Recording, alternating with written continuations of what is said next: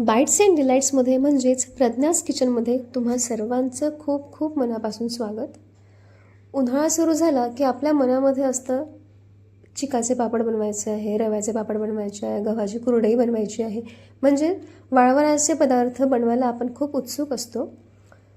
तर तुमचेही गव्हाचे पापड कधी कधी लाल पडतात किंवा तेलात व्यवस्थित फुलत नाहीत का? तर मग आज आपण पाहणार आहोत अगदी पारंपरिक पद्धतीचे पांढरे शुभ्र आणि तेलात टाकताच दुप्पट फुलणारे गव्हाचे पळीपापड.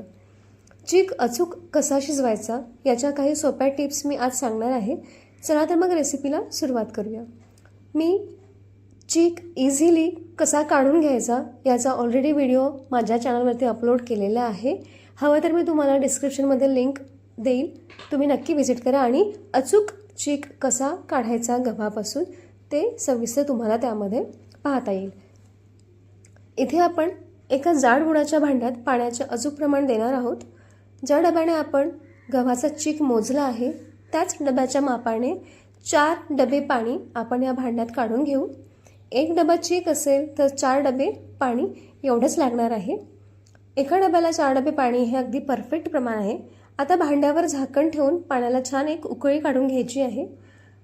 पाण्याला उकळी आली की त्यात चवीनुसार मीठ आणि पापडखार मिक्स करायचा. यानंतर गव्हाच्या चिकाची बारीक धार सोडून दुसऱ्या हाताने ती सतत ढवळत राहायचं आहे, जेणेकरून चिकाच्या गाठी होणार नाहीत.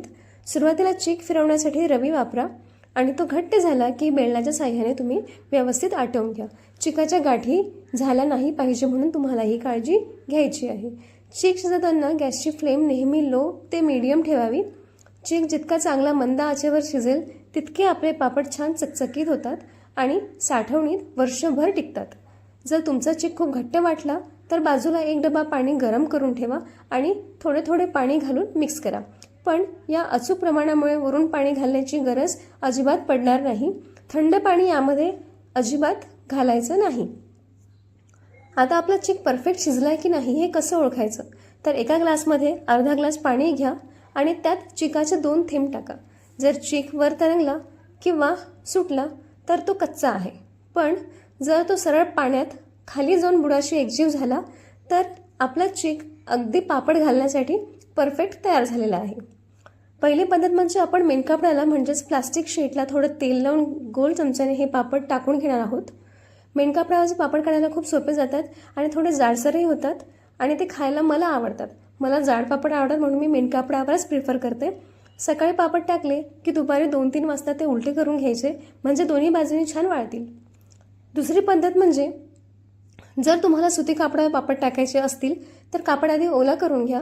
कापडावरचे पापड थोडे पातळ होतात कारण तो कापड असल्यामुळे त्या चिकामधलं पाणी ते ॲब्सॉर्ब करून घेतो आणि ते काढताना गोल निघण्यासाठी थोडी मेहनत घ्यावी लागते.